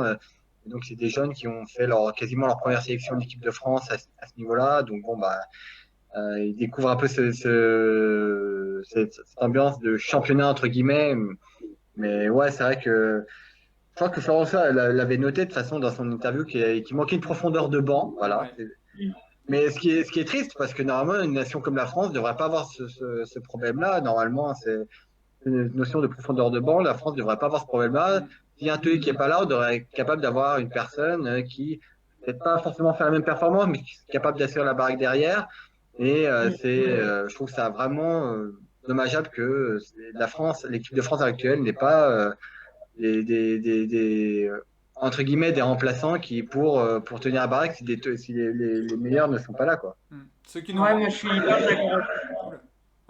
Je suis hyper d'accord avec ça. Et puis en plus, mais après ça c'est un débat, mais ça rejoint un peu la nouvelle politique de la Fédé où ils essayent de mettre tous les moyens sur les médaillables, ce qui peut se comprendre, mais du coup c'est vrai que c'est dur d'avoir le beurre et l'argent du beurre quand je vois que oui il regrette la profondeur de banc, mais qu'ils mettent plus de moyens sur surtout un peu les second et troisième. Après ça peut se comprendre, quoi. Moi je suis totalement d'accord avec toi, Diane. Pour moi, on a en France quelqu'un qui porte le maillot de l'équipe de France, même quelqu'un qui est podiumable en championnat de France élite, devrait pouvoir vivre à 100% de son sport. Et c'est pas le cas aujourd'hui. Ça c'est difficile après, parce que ça c'est aussi les sponsors qui décident de ça, c'est pas que la Fédé. Oui, ça c'est difficile, mais oui. Après, il pourrait y avoir plus de choses qui pourraient être mises en place. En tout cas, ceux qui nous montrent bien cet exemple, c'est les Britanniques qui arrivent quand même à jouer de la victoire avec vraiment une équipe B. Eux, ils envoient personne dans les grosses têtes d'affiche. Et ils arrivent quand même à jouer le haut de tableau et ils sont loin de descendre, donc en tout cas c'est possible. Dans les zéros, tu dis qu'ils pourraient être évités. Moi j'avais quand même un petit coup de gueule, et je sais qu'Étienne le partage avec moi, contre la fédération sur le 4x400 féminin. Malheureusement, mettre la jeune Lacoste au départ d'un 4x400 pour sa première sélection, je trouve que c'est une erreur. En plus que c'est une très mauvaise partante, en plus de ça. Puis on sait qu'elle va avoir une grosse pression, c'est un relais, c'est sa première sélection. Voilà, je comprends pas vraiment le choix.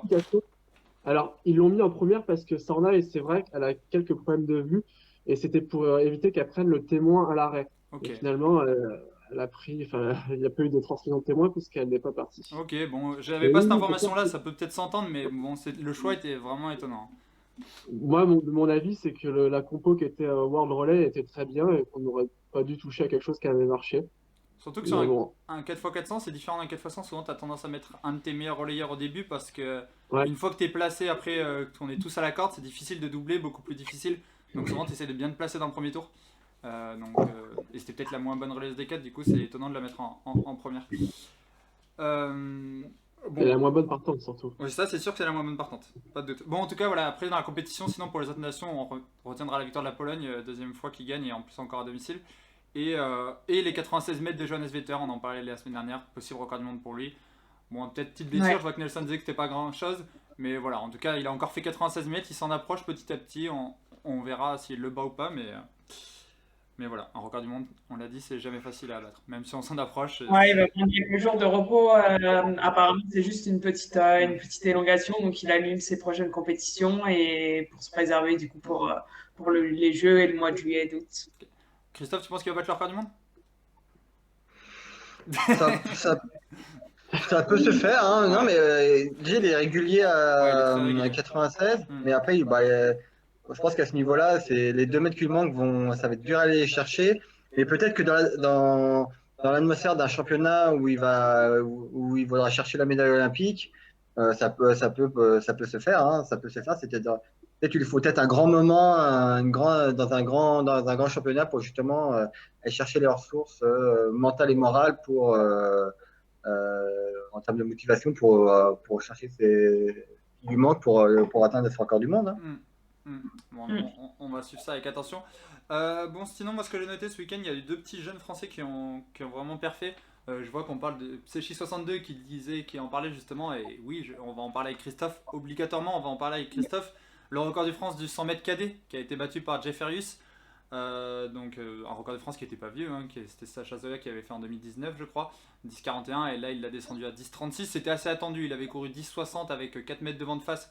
Du coup, c'est pas une grosse surprise, il avait déjà battu le record de France du 60 mètres en salle cet hiver. C'était lui qui avait le record de France minime aussi. Donc voilà, c'est quelqu'un qu'on attend, mais il confirme, il progresse, on le voit arriver petit à petit. 10,36, ça commence à causer. On n'est plus si loin de sélection avec des relais, donc voilà. Donc Christophe, t'as un mot à dire dessus? Je sais pas du tout si tu le connais, si tu l'as vu courir, si tu vois un petit peu. J'étais un peu contre lui, surtout en salle, quand il faisait le mythique de Metz avec moi sur 60. Donc j'ai déjà croisé plusieurs fois. Sinon, très impressionnant, non? 10,36, c'est limite, hein. De toute façon, je pense que c'est un chrono qui va peut-être lui permettre de faire les France élites quasiment. Bon, ça va se faire même.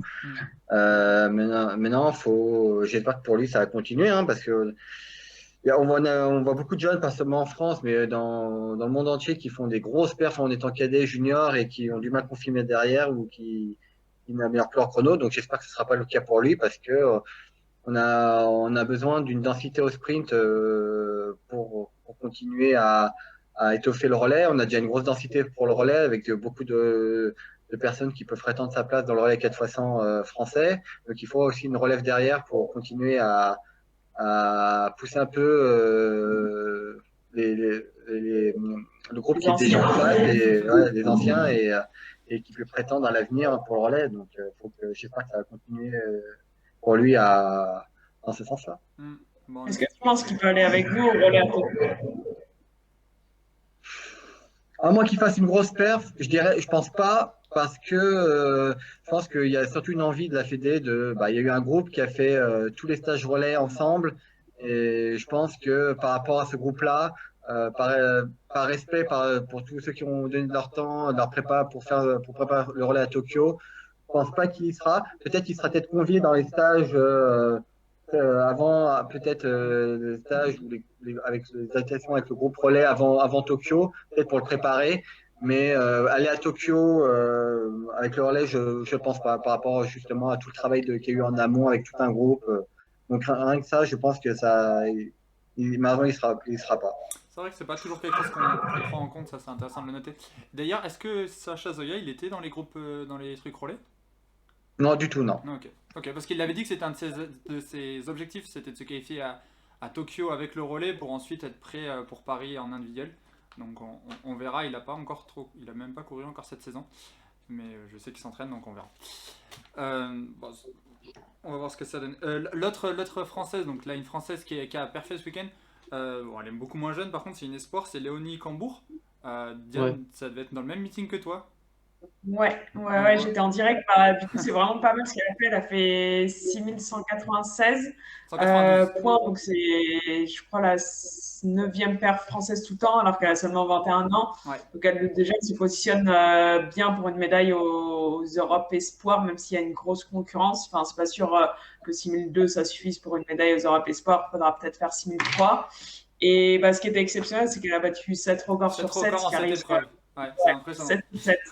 Et franchement, ça arrive presque jamais. Après, ce qu'elle a dit, c'est que ça faisait 2 ans qu'elle n'en avait pas fait. Et du coup, à cet âge-là, on progresse. On progresse, quoi. Et du coup, voilà, donc à suivre. Mais ce qui est bien, c'est qu'il y a une belle émulation qui se crée dans notre discipline et ça nous tire vers le haut. Donc voilà. Pour aller encore plus loin, dans son heptathlon, il y a du 1m86 à la hauteur et il y a du 6m42 ou 43 à la longueur. Ce qui, il me semble, sont les meilleures performances françaises dans la discipline, à égalité avec JK à la hauteur. Mais il me semble qu'à la longueur, ça n'a pas été plus loin. En tout cas, c'est des performances pour le coup, sa longueur et sa hauteur, c'est des performances de niveau mondial pour des heptathlètes, quoi. Ce serait pas ridicule pour une meuf qui fait championnat du monde, pour une heptathlète, de sortir des perfs comme ça. Après, bon, forcément, il faut faire ça. Elle n'est pas au niveau sur toutes les épreuves encore pour faire championnat du monde, hein, c'est pas ce que je dis. Mais voilà, soit en longueur, soit en hauteur, c'est déjà très costaud.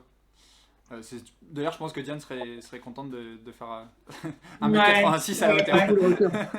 Je pense qu'elle prend tous les jours, Diane, 1m86 à la hauteur. Après, sur le poids, c'est encore un peu fragile. Là, c'est du 12m22, je crois. Donc, il y a encore, c'est perfectible sur d'autres disciplines. Bien sûr, mais bon, c'est intéressant. Après, pour revenir en perspective, avant les minima, justement, pour Tokyo, là, avec presque 6002, c'était qualifié à tous les grands championnats du monde et JO de Tokyo aussi. À Rio, ça passait largement, à Londres, ça passait largement. Donc là, ça va pas le faire si elle ne refait pas de paire parce qu'il n'y avait pas de points en ranking et que c'est pas les minima, mais c'est une grosse perf. Attends, tu dis qu'au JO, on se qualifie avec ça? Ouais, à Rio, à Londres, il y a Marisa De Aniceto qui va avec 6150. Ok, putain, c'est un peu les boules pour elle, du coup, mais bon. Ça prouve quand même la qualité de la performance, quoi.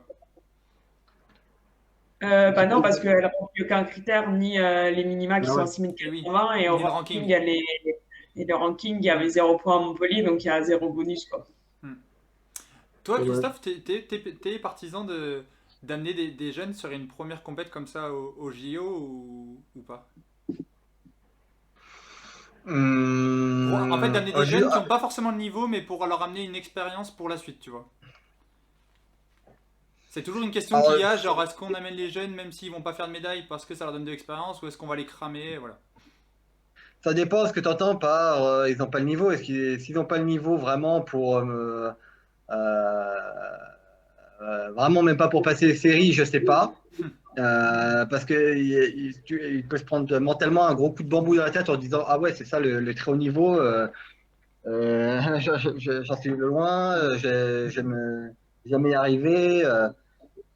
C'est compliqué. Je pense que oui, emmener des jeunes, être capable d'emmener des jeunes dans des championnats, mais vraiment équipe de France, style par exemple Coupe d'Europe par équipe, qui est pour moi qui est très bien, ou peut-être des championnats d'Europe.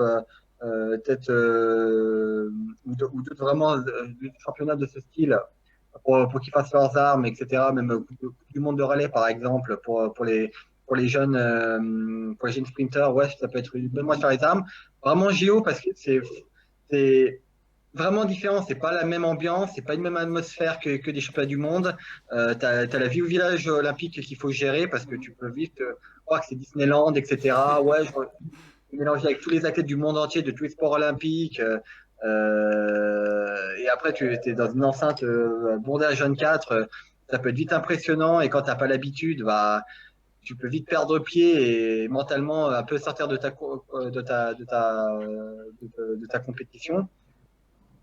Donc vraiment, dire ils passent de rien au jeu, je pense que c'est vraiment pour des jeunes qui sont vraiment dans des...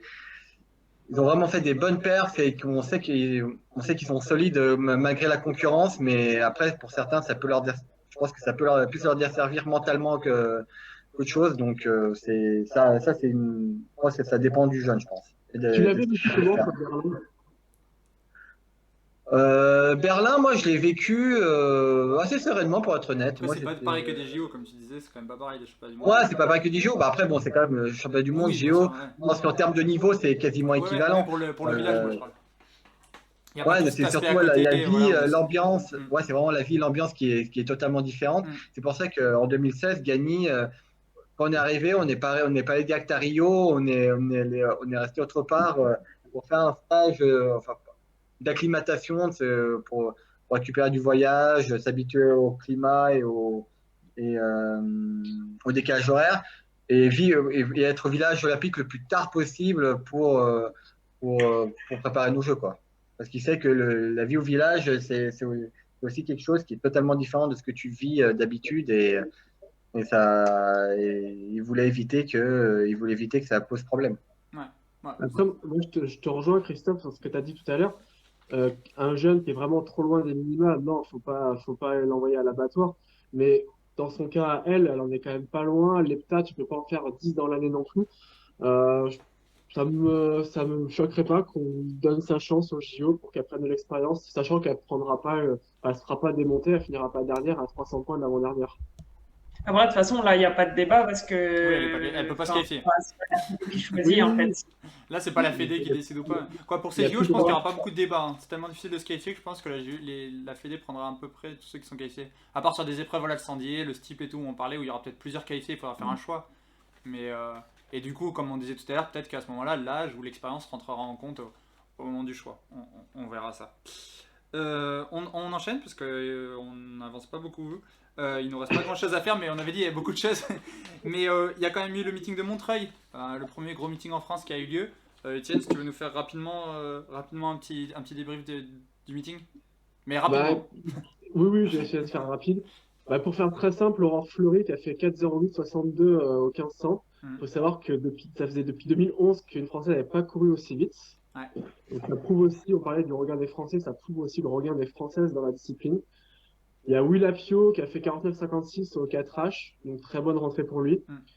Sur la partie nationale, tu as Elmire Réal sur 400 qui a fait 46,48. Quelqu'un qui, pareil, commence à taper à la porte du relais 4x4 avec ses perfs. La rentrée de Mélina Robert-Michon, 61,39 m au disque. Elle a fait son premier essai. Après, on a senti qu'elle a voulu mettre des choses en place, mais qu'elle n'a pas forcément réussi à trouver les réglages. Je me fais aucun souci pour elle. Elle sera en forme à Tokyo. Ouais. On parlait tout à l'heure de Mabou. Oui? Non, je disais juste elle a l'habitude. On n'est pas trop inquiet pour Mélina, elle a suffisamment d'expérience, on va dire. On parlait tout à l'heure de la victoire de Mohamedou Fall aux Europes par équipe. Il a quand même confirmé avec un 10-16 à Montreuil. Ça n'a pas été si vite que ça d'ailleurs sur le 100 mètres. Bon départ. Malheureusement, on sent qu'il pêche encore sur la fin de course, qui est d'habitude son point fort. Donc quand il remettra ça en place, je pense que c'est quelqu'un qui pourra courir vite en moins de 10-10. Je ne sais pas si Christophe, tu es d'accord avec mon constat d'ailleurs. Non, mais oui, Mohamedou, il confirme bien. Donc, de toute façon, ce que j'ai dit, il confirme bien. Il a gagné à Pologne dans des conditions qui étaient un peu moins propices à la performance. Et là, j'étais ravi. Après, je pense qu'il finit pas si mal que ça sur sa fin de course. Mais il confirme bien. Il confirme son potentiel sur 100 mètres. Et maintenant, j'ai hâte de voir ce qu'il va donner sur 200 parce qu'il avait quand même fait un Doha, il s'est qualifié en faisant les minima. Donc maintenant, on va voir j'ai hâte de voir ce que ça va donner sur 200. Où j'ai un je vais voir ce que ça peut donner maintenant qu'on sait qu'il a la vitesse pure qui est là, quoi. Ouais, c'est encore 200. Ouais. Après, il y a Zedine Habs aussi sur 1500 qui loupe les minima de 75 centièmes. Il fait 3,35,75 et les minima sont à 3,35 pile. Je me fais pas pareil pour lui, je me fais pas trop de soucis. Ça devrait pouvoir tomber au fil de la saison. Il y aura d'autres courses propices, Monaco pour pas la citer, où il devrait pouvoir rentrer dans le meeting. Mais pour le coup, sur 1500, il y aura peut-être de la concurrence par contre. Sur 1500, ça reste que par contre, voilà, tu peux faire les minima aussi. Et pas passer. On verra, mais on peut faire les minima et pas passer sur 1500. On va voir. Et puis il y a quand même eu Fabrice Zango qui a fait 17,67 m. Alors évidemment, c'est pas encore ce qu'il fait, c'est pas encore son record du monde en salle. Mais il faut savoir que c'est son record personnel en extérieur. Oui. Donc c'est pareil, je pense qu'il a dû tirer pas mal de satisfaction. Il le disait lui-même. Je pense qu'il cherche aussi des réglages pour aller encore plus loin et ça ira encore plus loin. Surtout qu'il y a vraiment une porte qui s'est ouverte avec le forfait malheureusement, Ouais. J'ai. De Taylor. Oui, voilà. Christian Taylor. Désolé, j'ai complètement bouffé son nom. De Christian Taylor. Il y a une grosse porte qui s'est ouverte pour les JO. C'était l'ultra favori. Christian Taylor, il avait remporté tous les derniers championnats, que ce soit mondiaux ou olympiques. Donc, forcément, là, il a un vrai coup à jouer cet été à Tokyo. Sauf celui remporté par Teddy Tamgo. Ouais, en 2013. C'est le seul qui l'a pas remporté depuis dans la dernière décennie. Le seul qui l'a pas remporté, c'était celui de 2013. Mais bon, on va voir. Voilà. C'était tout pour moi, Montreuil, si ce n'est qu'on peut rajouter. J'ai mangé son nom, Diane va pouvoir me le ressortir, mais la fille qui a fait 2,03 800 sur le pré-meeting. Myriam Sanoun, ouais. Voilà. Entraîné par Jeff Bien Pontier. combiné, ouais. Qui s'est mis au 800 depuis assez peu et qui semble elle aussi avoir de belles dispositions dans le futur dans la discipline. Ouais, une ancienne athlète. Ouais. Depuis du triple saut, puis des combinés, puis du 400 air, puis du 800. Ouais. Après, elle s'entraîne avec Jeff Pontier, voilà, qui est l'ancien directeur national du marathon et de tout leur stade, donc qui est plutôt tourné demi-fond, donc c'est pas étonnant qu'elle ait gagné du côté de la caisse en tout cas. Mais voilà, on va suivre ça. Moi, juste ce que je voulais noter à Montreuil, et je sais que Nelson partagera avec moi cet avis aussi, c'est le temps de Francine Nyonsaba sur le 5000 qui réalise les minima pour les Jeux Olympiques. Je pense que vous vous rappelez d'elle, c'est la médaillée d'argent aux derniers Jeux Olympiques sur 800 mètres. Et là, on parle bien de 5000 mètres parce que oui, il y a eu toute cette polémique autour des athlètes hyper androgènes qui n'ont plus le droit de courir en compétition de la distance allant du 400 mètres jusqu'au mile. Donc en soi, World Athletics disait on veut plus vous voir, et moi ça me fait juste énormément plaisir qu'elle se qualifie, qu'elle dit bah vous voulez plus me voir, bah je serai quand même là, quoi qu'il arrive, je serai là. Elle a dit ça a été très dur, elle a dû perdre du poids, elle a dû s'entraîner 2 fois plus et tout, parce que forcément on passe pas du 800 au 5000 comme ça. Elle ira pas pour jouer la médaille à Tokyo, malheureusement pour elle. Mais c'est juste, je trouve ça juste tellement un beau pied de nez à la fédération de dire bah voilà, vous voulez nous virer, bah je serai quand même là quoi qu'il arrive, donc tant pis, il faudra faire avec. Pourquoi tu dis qu'elle ira pas pour jouer à la médaille? Parce qu'elle est quand même loin du niveau, tu vois, elle fait 14,55 là je crois. Voilà, il y a des meufs qui courent quand même beaucoup plus vite que ça. Ouais, à voir, ça dépendra du scénario de la course. Hein, ouais, mais je pense que même selon le scénario de la course, elle sera tellement... En fait, les filles, notamment une Hélène Obiri, par exemple, si ça court en 15 minutes, elle va être en footing alors qu'elle sera déjà presque à son maximal et du coup, elle n'aura pas la capacité d'accélérer, tu vois. Donc j'y crois pas du tout à la médaille pour le coup, mais bon, c'est juste super qu'elle a réussi à se qualifier déjà. Et quoi, elle l'a dit, elle est hyper contente. Et juste, c'est un beau pied de nez. Nelson, t'as rien à rajouter là-dessus? Non, rien à rajouter, t'as tout dit. Donc juste Nelson, si tu nous fais un petit point sur les perfs à retenir de ce week-end aux États-Unis. Oui, juste avant, je voulais juste revenir sur le meeting en Espagne, pour revenir avec 2-3 résultats des Français. Ah, vas-y.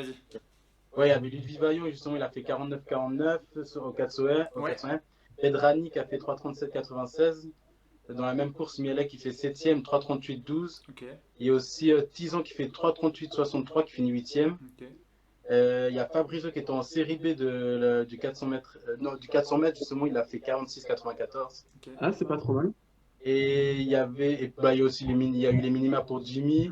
Et puis, je crois qu'il y a aussi Alexis qui a couru en 8,19 si je me trompe. 8,19 Non, qu'est-ce que je dis? Attendez, je sais pas si. Faut que je retrouve. Bon, Vincent, il va confirmer si tu veux.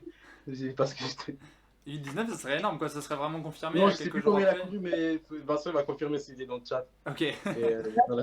8,19 aussi. 8,19, ils disent 8,19. Ah, c'est vraiment fort. Hein. Quelques jours après avoir fait les minima, une grosse perf comme ça, ils confirment direct. Parce qu'il y a toujours un peu la magie d'Or de Game, qu'on dit toujours la piste est magique. Et il y a des gens qui reconfirment jamais les résultats qu'ils font là-bas, mais du coup, lui, il a prouvé que c'était pas la magie d'Or de Game, c'est juste que c'est son niveau actuel, quoi. Diane, on te demande pourquoi t'as pas fait le 800 au défiathlon, si tu veux nous répondre. Ouais, j'étais en train de répondre parce qu'en fait, j'ai déjà fait un heptathlon en avril où j'ai fait ça en 1980, que j'ai Tenerife dans 10 jours et les France Elite mi-juillet, du coup 4 heptathlons ça fait beaucoup et que en fait, le défiathlon, on avait dit si je fais un gros score, je termine et sinon en fait, on a vu que c'est à la maison, c'est là pour faire des réglages et en fait, j'allais faire 5950. Et du coup, ils ont préféré que je ne cours pas le 800 pour repartir à l'entraînement dès mardi et régler mes lancers, quoi. Ok. Nelson, tu nous fais un point rapide sur les États-Unis? Ouais, je vais essayer de revenir ici assez rapidement. Ouais. Toujours à Portland, j'avais dit avec Regan Gus qui passe en record, qui revient en forme juste à temps avec les Trials qui sont bientôt. Il y a eu Essay Broom à la longueur qui a battu le record d'Afrique. Elle a fait 7,17 m à son dernier essai. Les 3 premières, elles sont à plus de 7 mètres. Et il y a Britney Reese qui finit 3e, qui est toujours là, quoi. En NCAA, il y a Timu qui a encore amélioré le record des États-Unis, 49,68. Il y a eu Toine Chateri qui a couru en 10,89. Il y a eu Mika Williams aussi, 19 ans. Ah bon, ouais, il y a l'extrait du saut justement là. Ouais, en plus, ce qui est marrant, c'est sa réaction, je trouve. Ah, il s'est brumé. Ouais, voilà. Elle fait 7,17 et c'est normal, quoi.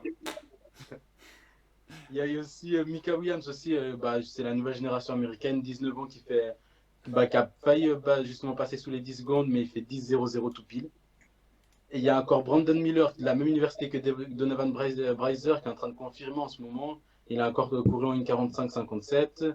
Et il y a Elliot Kipson qui aussi commence à faire un parler de lui, le Kenyan, et qu'il a fait 2 grosses perfs quand même sur 1500 tout seul. Le dernier, c'était vendredi durant la nuit, il fait 3,35,49 tout seul. Il part tout seul et finit tout seul la course. Et il bat Yared Nuguse qui a couru il y a quelques semaines auparavant 3,34. Et puis aussi une performance qui m'a pas mal fait tilter un peu, c'est Akira Nugent, une Jamaïcaine, qui a fait justement 12,76 sur 100 mètres et que 20 minutes après qui a fait un 100 mètres en 11,15. Et je trouve que c'est pas mal l'enchaînement, juste avec 20 minutes. Et après à Jacksonville, c'était cette semaine, si je me trompe pas, c'était hier. Il y a Brianna Williams justement qui est descendue pour la première fois sous les 11 secondes. Je dis la première fois parce que la première où elle était descendue, elle avait été chopée pour dopage, mais après elle a justement été blanchie parce qu'apparemment c'était des médicaments pour la grippe. Donc là c'est la première fois, elle le fait. Elle a eu la grippe. Il y a Grant Holloway qui continue à être invaincu. Je crois qu'il a depuis la saison hivernale, il est intouchable. Il a fait 13-10.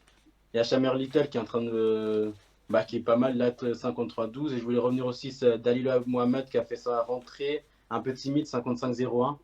Il faut voir parce que là, en tout cas, il reste peu de temps avant les Troyens. Et puis là, elle a 55-01. Après, je me fais pas trop de soucis. Ça devrait faire. Elle est loin, hein. Mais elle est quand même loin. Là, ça fait un peu bizarre de la voir autant loin à ce moment de l'année, quoi. Et 3 secondes sur temps du monde. Ah, pardon, non, mais lui, le septembre, c'est parce que vu que je suis en Suisse. Non, mais t'inquiète, on avait compris. Non, c'est pour ça, parfois ça revient. Et il y a aussi Alison Felix, justement, là, il y a le chrono qui continue à descendre. Elle a fait 50-66 sur 400 mètres, et puis elle a gagné la course. Elle gagne devant Gabriel Thomas et tout. Il y a quand même un beau plateau. Et puis aussi, encore Erion Knighton, justement, qui bat de Bromel et puis Hughes sur 200 mètres, qui faut quand même à noter. Et puis pour finir, à Clermont, il y a aussi Isa Young, qui est en train aussi de monter en forme, là, et qui a battu justement Noah Lyles sur 100 mètres, et il a fait 9,89. Tu penses qu'Alison Felix, ça peut être sur la boîte, au 200 et au 200 ou au 400, et au 400 d'ailleurs? En tout cas, apparemment, Alison Felix, elle va doubler aux sélections US. Après, je pense sur 400 mètres, ça peut le faire. Sur 200 mètres, je sais pas trop, parce que là, il y a vraiment beaucoup de monde chez les filles. Ouais, mais sur le 400 aussi, moi, c'est la concurrence qui me fait très peur pour elle. C'est pas son niveau, c'est plus la concurrence actuelle qui a l'air de bien remonter et qui me fait un petit peu peur. Sur 400, pour moi, je trouve qu'elle a vraiment sa place, parce qu'après, Shamer Little qui a fait moins de 50 secondes, elle va pas le faire. Non, mais Miller Rubio va faire le 400 et le 200. Ah, pour le podium. Non, je parle du podium des JO. Non, pour le podium des JO, il parlait. Pour le podium des JO, Miller Rubio n'a pas doublé pour le moment. Parce que le programme, il permet pas. Mais elle va faire 200 ou 400, on le sait? Apparemment, pour le moment, c'est que le 200. Ok, bon. Il y aura peut-être de la place sur le 400 alors. Bon, il y aura toujours la Bahreïn, que j'ai encore oublié son nom. J'oublie tous les noms ce soir. Nasser, ouais. Qui sera forcément dur à déloger, mais bon, il y aura peut-être de la place sur le podium. On verra ça. En tout cas, dans les relais, normalement, elle devrait se qualifier et encore augmenter un petit peu son total de médailles en grand championnat. Diane, on a perdu ton image. C'est bon. Diane, on a récupéré ton image. Bref, on a fait le tour de tous les trucs. Ah oui, tu parlais d'une championne qui avait un peu de mal en ce moment. Moi, je voulais quand même noter, j'ai oublié de le dire à Doha, la perf de Katharina Ibarguen qui m'a un petit peu inquiété. Elle a fait 13,86 au triple saut. C'est quand même la championne olympique en titre. Et on verra ce que ça donne, on suivra ça. Mais je trouve qu'elle est loin du compte. Et vu la concurrence qu'il y a actuellement, ça va être peut-être difficile pour elle d'aller défendre son titre. On verra ça. On passe à la dernière partie parce qu'on n'a pas beaucoup. On va essayer de ne pas faire trop long.